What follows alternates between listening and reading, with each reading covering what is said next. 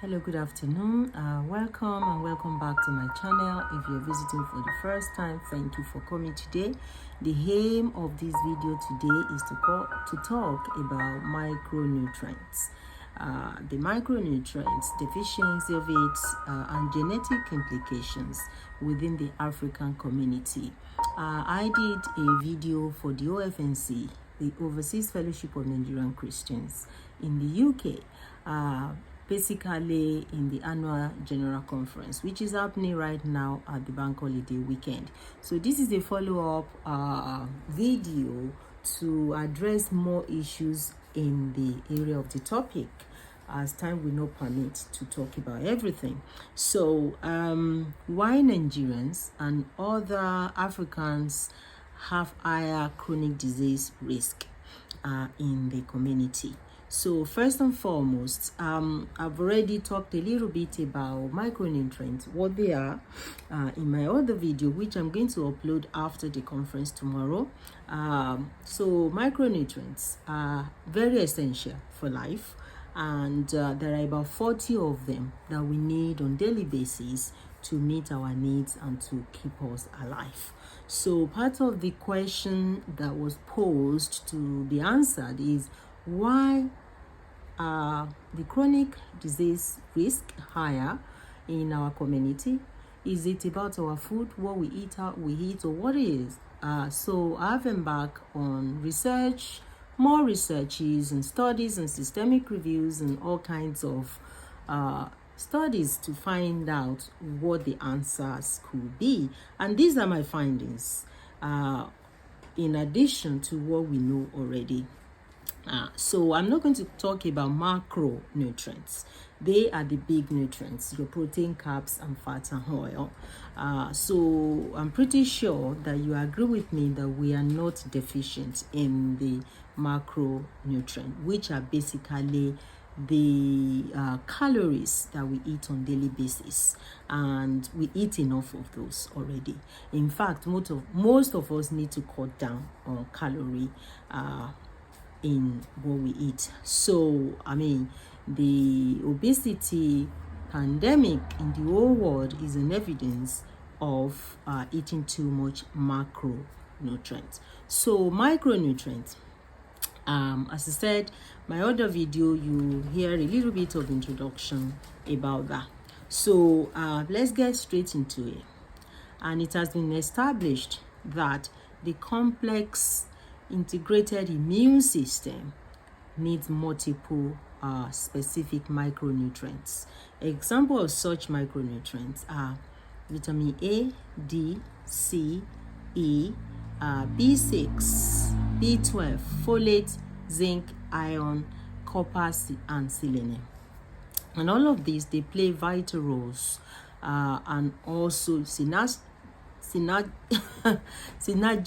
roles, complementing each other type of role at every stage of immune response. So adequate amount of these vital nutrients are very, very essential to ensure proper function of immune cells. So however, sometimes daily intakes are not enough. Of course they are very necessary, but they're not enough to support immune function. So sometimes you might need higher doses, more than the daily recommended intake sometimes, especially when you're faced with infections already, or you have stress and there's pollution in the air. Okay, so if you have all of these demands or challenges already within your system, that means your body will further be depleted. So, and also to make it worse, there could be deficiency of many of these micronutrients that are needed for immune function. Okay, so the work of these micronutrients, as already said, synergistic roles, they are interlinked and interdependent from one another. So for instance, for your bone health, excuse me, I need vitamin C for that. Okay, so for your bone health, for example, You need calcium, phosphate, and you need vitamin D. Okay, so vitamin D help in the absorption of your calcium and phosphate. So it's not enough, even though you might be eating enough of your calcium and phosphate. If you don't have vitamin D, your calcium, it's not going to get absorbed, and therefore you will be lacking in the end. And also you need vitamin K for transporting or for moving your calcium from where they are in your blood into the muscles, into your bones, and also to other organs of the body that need them. So if you're lacking vitamin K and vitamin D, your calcium and phosphate are not going to get used up or get taken to where they need to be, and therefore your bone health will be at risk. So now let's go back a little bit. Why we need these micronutrients generally. Let's go back to biology or physiology. Basically, there are thousands of metabolic processes going on in the body, building or breaking down all kinds of metabolic pathways that the body is engaged in on daily basis, so as to maintain homeostasis. It's the state of balance, how your body maintain balance in a day-to-day function to keep you alive, basically. So, and as we eat on daily basis, we have metabolites. When we metabolize food item and stuff, so all of these byproducts of our metabolism, they damage the DNA. So DNAs are what make up our genes. So think of it like that and follow that line of thoughts. So, and when the DNA get damaged, they need repair. Thank goodness that they don't just get damaged and dumped there. They can be repaired again. So, but think about it. The lifestyle we now live, the environment, the free radicals floating around in our environment, they pose problem and damage the DNA. So therefore, good nutrition, micronutrients are necessary, are vital to repair these damages. So we will look at different micronutrients, how they play their role, what roles they play to maintain health and keep us alive. So, but what is important again is how much repair your body can do and how fast your body can repair the DNA. Well, nature is really, really clever. Your body prioritizes where you need those nutrients, okay? Where you need them the most for survival. As they say, survival of the fittest. However, in this case, your body mobilizes the nutrients and send it to where survival is key. The area of your metabolic pathways that needs to keep you alive at that particular moment. So, however, your nutrients is also needed somewhere else, but because they are, in quote, less important at that moment, the nutrients don't get to them unless you have enough. Okay, so but this suffering of other pathways are implicated in our aging process and diseases or risk of diseases. So this is a problem for the future, just delaying the days of the evil, so to speak. So an example of this is the magnesium. The body needs energy. Every cells of the body needs energy. So ATP, every cell of the body generates its own energy or ATP to stay alive. So in biology, when you study cells, you know what is called mitochondria. In every cell there is a mitochondria, which is your generator, is the powerhouse where energy is made for each cell. From your head to your toe, there is cell in every part of your body, and each of those cells have their own generating powerhouse where they are making energy from. However, for your body to make this energy, they need magnesium to bond with it, a kind of collaboration, for the ATP to be used up. So therefore, if for this to happen, if you don't have enough magnesium to bond with the ATP, what happens is whatever you have, your body will mobilize it and send it to your ATP, to that part of the cell to generate the energy that you need, the ATP. So that is that about the magnesium being useful. And it's also useful for long-term health, repairing DNA, as I said earlier on. Now, so the survivor needs takes priority. As I said, the body strategically move the magnesium that is needed into where it is key at a particular time. And also, if the lack of it continues, the lack accumulates over time and leads to degenerative diseases such as cancer. Now, let's move on to vitamin K.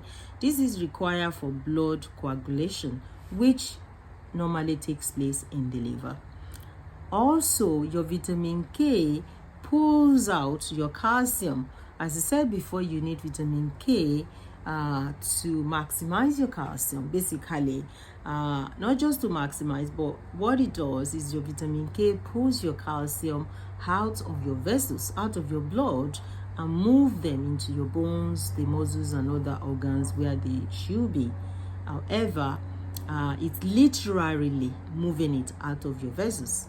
So if you don't have vitamin K, particularly vitamin K1, your calcium stays in your blood, in your vessels, makes deposit of crystals, that is calcification, hardening up of the arteries, which carries fourfold risk of the killer atherosclerosis or cardiovascular disease, and also can cause vascular dementia.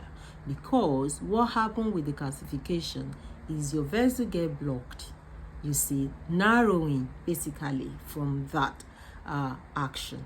And once there is narrowing, there is partial blockage or blockage, and blood is not able to flow to where it's needed, to your brain, vascular dementia, to your heart, other cardiovascular problem, or even stroke and other things like that. So another risk is that of brittle bones, osteomalacia, osteopenia, osteoporosis, and rickets in children. If you don't get enough calcium because you don't have vitamin K, and you might not have vitamin D as well, to move the calcium, to absorb calcium first, and also to move it to the bones. So you have softening of the bone. You have abnormality of the bone in children. At developmental stage, their bones remain brittle. Or even in older years, in menopausal women, postmenopausal women, once your estrogen benefit is stripped from protecting your bone, you now need more calcium, more vitamin D and K than ever. Okay, so getting enough is really, really essential. Now, let's move on to the most important bit, the gene, our gene. Okay, so gene is the basic physical and functional unit of our heredity. And genes are made up of DNA. So the reason why our DNA repair are very important. This is that part now. So our gene dictates who we are, the color of our eyes, color of our hair, and also the predisposition to certain diseases and conditions. So basically, your gene makes you who you are. As they say, you can change your friends, you can't change your families, because you get your genes from your family. So your gene is an accumulation of your DNA, and that is passed down from one generation to another. So, and therefore, Though we cannot change our gene, but we can change some things. These are called modifiable risk factor, or at least we can prevent certain things or make them easier, to prevent disease conditions. When I was reading through and gathering information, I found out a particular gene. There are two genes particularly. One of them is implicated for transporting magnesium. This gene is called TRPM6. TRPM6 is a gene polymorphism, a variety, a kind of gene. Everybody have gene, but we have different differentiations in our gene. So this particular one is responsible for transporting magnesium, but doesn't do it well when there is a problem. And this type of gene carries twofold higher risk of type 2 diabetes. And also, this risk can now be doubled or tripled if a person with this gene type has a reduced intake of magnesium that is below 250 milligrams daily. And it's also made worse, triple whammy now, if this individual or community is consuming a high level of high sugar, high carbohydrates, obesogenic type of diet, as we now know to be rampant in the whole world.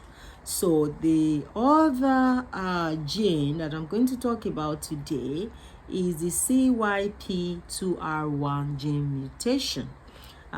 This also is implicated in absorption of vitamin D, but causes poor absorption when there is mutation of this particular gene.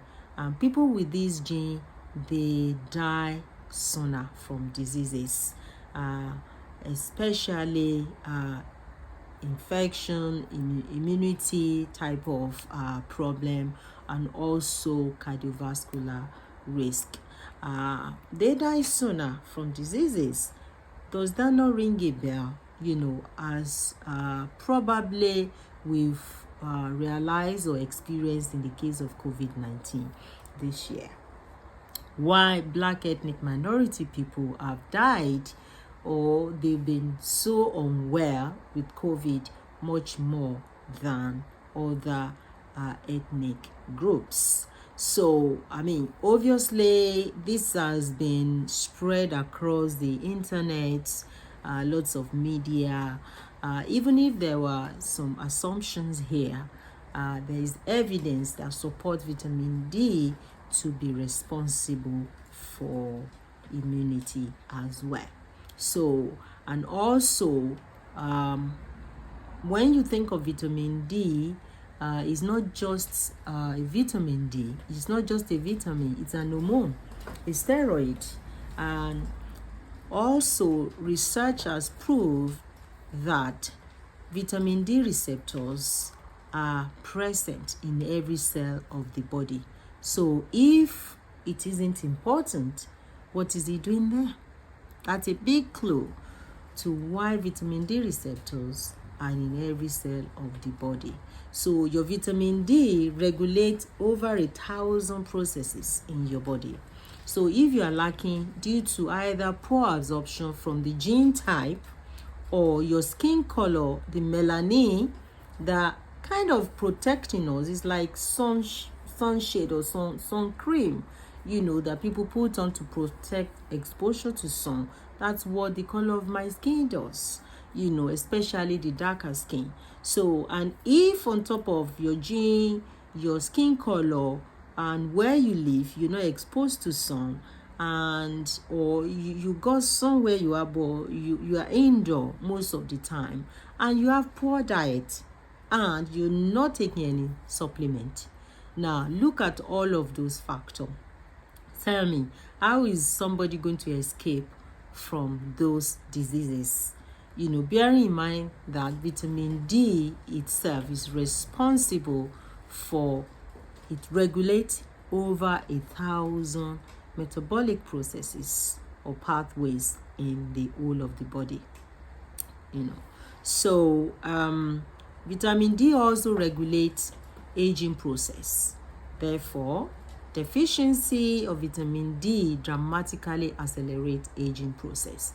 Your skin, your hair falling out, all those physical signs of aging that we can see, and much more than what we can see on the outside. The inside also, your organs age faster. For instance, you might have the heart of an 80-year-old when you are only in your 30s or in your 40s, because you can't see it on the outside, but it's happening on the inside. So people with genetically lower level of vitamin D, because the body doesn't convert it to the active form, and also these people, according to clinical studies, they have higher level of risk of death from all-cause mortality. So, and also a number of studies have implicated low vitamin D status as potential risk factor for diabetes mellitus or type 2 diabetes, hypertension, cancer, infection, and immune diseases. And we can see that most people that died of COVID, especially the Black ethnic minority, they have all of these other chronic diseases as well. Okay, so, and I also read of a research in America where this CYP2R1 gene is found in a Nigerian, and of course this person have disease of the bone, rickets, and some other issues going on. And that reminds me of the so many number of rickets I saw in Nigeria while I was growing up. You will expect that people in Nigeria or in a tropical country like that, where there's plenty of sunshine all year round and no excuse, they have no excuse whatsoever not to get vitamin D. Nigeria is very near the equator, so in the right latitude, there should be sun all year round, and there is sun all year round. But why aren't people getting vitamin D that they need? That's a very, very good question. So this was going through my mind, and also another research, a clinical study, which stated that they were also surprised that there is vitamin D deficiency. The deficiency of vitamin D remain very common or prevalent in some enriched part of the world, as I said, like Nigeria. Or another research I read about Filipinos who also have low vitamin D, despite the sun that they have in their country. So in this part of Nigeria, and they noticed that rickets occur in children who live in these tropical countries. So in the research, they also sought to identify potential genetic causes of rickets in a cohort of children in central Nigeria. This is where that research took place.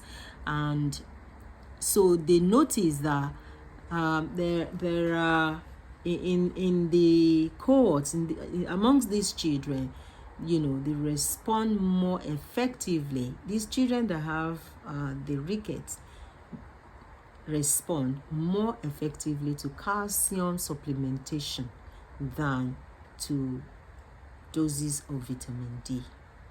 So it could be that these children were not absorbing vitamin D. However, they need that calcium, anyway, because of the rickets. So they also noticed what looked like familiar rickets.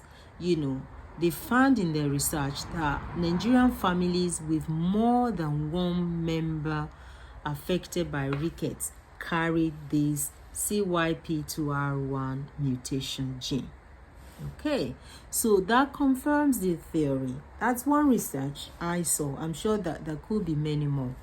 Okay, so, and to make the matter worse, for these African people, the melanin, as I said before, the skin color, won't let them absorb the vitamin D easily. So if the gene that prevents absorption of vitamin D is rampant, and of course metabolic processes will be affected, DNA will get damaged and no repairs done over a long period of time, especially if the deficiency remains, and mutation happen, especially when DNAs are not repaired. So mutation and damaged cells are passed down from one generation to another and to another and to another, and that's how people inherit a disease condition. Like you have a genetic mutation in this country, in UK, for people who have cystic fibrosis. So, and that's why you don't get cystic fibrosis from the black people. So, because of this, the next generation and the next and the next, or as the case may be, have to face the music of these diseases. So, magnesium itself, we need magnesium to make energy, as I said, amongst other things. And also, and if the unhealthy cells carries on from mutation and replicates, that leads to cancer. And it's very easy to get magnesium, to get vitamin K, all of these essential micronutrients, in our daily intake. So there is another fact here. The lower your magnesium, the greater your risk of pancreatic cancer. For every 100 milligram decrease in magnesium intake, there is a 24% increase of pancreatic cancer. So DNA damage is what you don't see. It will manifest in your 50s and 60s and 70s, because you don't have enough nutrients to repair the DNA. Your body prioritize your nutrient for your survival, which is now, so keeps you alive, but other places suffer the lack of the nutrients, and the damage is being done inside, and you won't see it until you advance in age. So, factors: lack of green leafy vegetables. You get most of these minerals from green leafy vegetables. And another factor why we are deficient is the fact that what we are eating nowadays, the obesogenic diet, high calorific, refined carbs and sugar, processed food, packaged food, they are all low in nutrients, so we need to cut them out.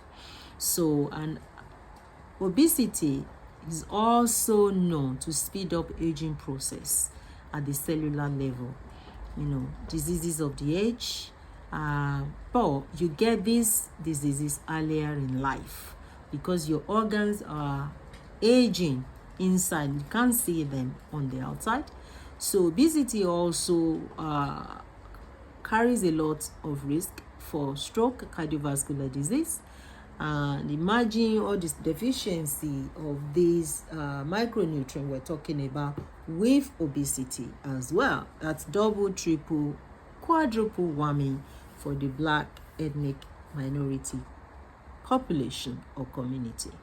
And also type 2 diabetes as a result of obesity, neurodegenerative disease, cancer, which is so rampant now in the African community. When I was training, we know of cancer, but we never see cases of cancer. In fact, I didn't see any case of cancer throughout my study. So also, obesity takes about 7 to 14 years of your lifespan. Okay?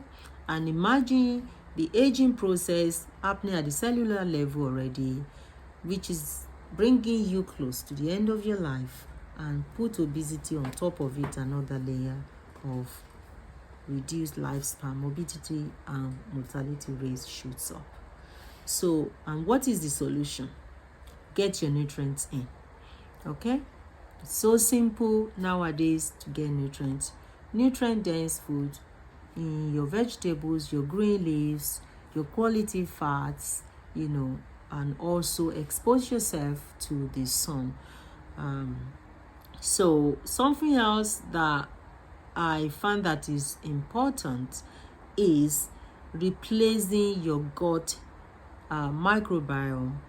That's a powerful one, because 60% of our immune system is in the gut.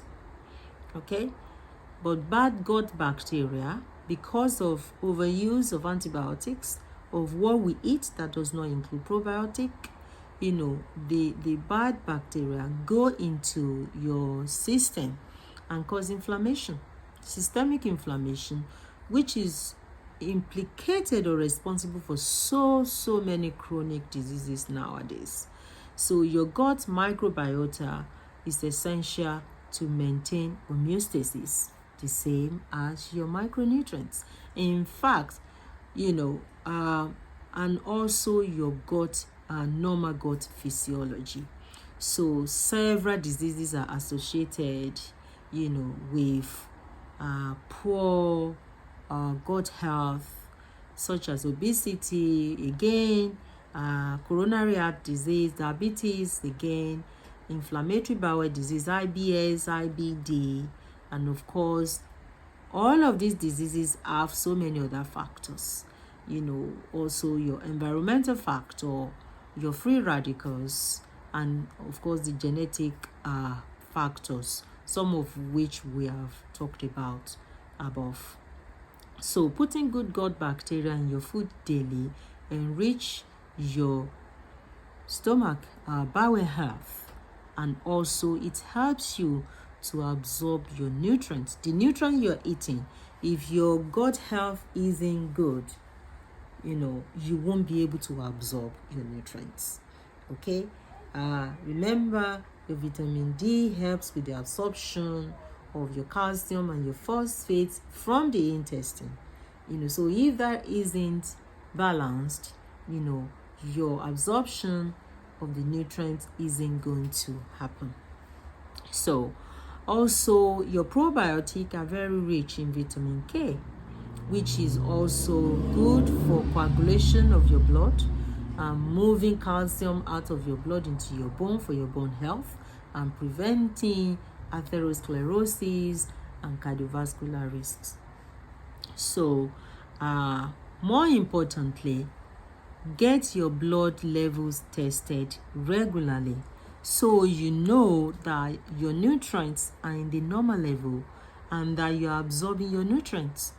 Okay, and also it's a good idea for each and every one of us, now that we know about this gene polymorphism, or the variants of gene that might stand in our way of absorbing these nutrients that are vital for life, get tested and know your gene variants or variety, so you know what to expect, how to deal with it, and if you are the type that needs more vitamin D than the others, then you get more. Okay, and if your gene variant is the one that isn't letting you absorb what you are eating, so you know how to deal with it and prevent diseases. So in summary, your vitamin D is key, and for those of us who are dark skin, your melanin stands in your way of absorbing vitamin D, and it makes it 10 times harder to absorb vitamin D. So if you are dark like myself, or even darker, you will have to stay in the sun 10 times over compared to somebody who is pale and not dark. So that is a massive challenge for the Black Africans community.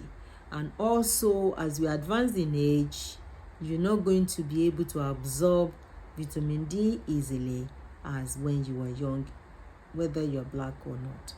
Okay, and supplementation, that's another factor. If, let's say, you're taking vitamin D supplementation, now you only make use of 60%. So you're taking your 1000 IU, you're not even making use of everything. You're only getting 600 IU.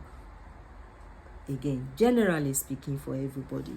So if you're not exposing yourself, you're not taking supplements, and you are dark and you're indoor and you're frail and you're elderly, I mean, sometimes I've seen people in clinical practice whose vitamin D level are next to 0. That's because they're not getting it from anywhere. Your body cannot make it, so you need to get it from somewhere. It's not like the fat. The body keeps it for you for the raining day. You basically need to eat this on daily basis to get what you need. So what are we going to do about it? Look after yourself. And I have an appeal for researchers, trusts, governments, individual, African nations, World Health Organizations, policymakers, to please, academians and researchers, to please rise up and fund researches to find out more, either to refute or establish some of these hypotheses. Some of them already established theories within the right. Any rigorous peer review researches, without bias, they are legit. But we still need more researches to change things around for the Black, African, or ethnic minority community. I hope you have got a little bit of information out of this, and I hope somebody out there will be helped and somebody's life will be changed. So thank you so much for listening. You can also listen to the other video I made in relation to micronutrients, where I didn't go in depth, and that's why I'm making this video for the Overseas Fellowship of Nigerian Christians, the OFNC. Part 1 is already going to be presented tomorrow in the national conference. So thank you, everyone. I hope you have a happy, long, and healthy life, especially if you have some of these challenges. Thank you for watching. I'm Grace Ronke Adegoke. And a note of warning, this is not a replacement for your doctor's advice. I'm not your doctor, okay? So please go and see your doctor. If you've never had your vitamin D tested, go get it tested. If you've had it tested a while ago, go and repeat it. Even if you have to pay for it wherever you are, after all, health is wealth. Thanks for watching. Take care. Bye-bye.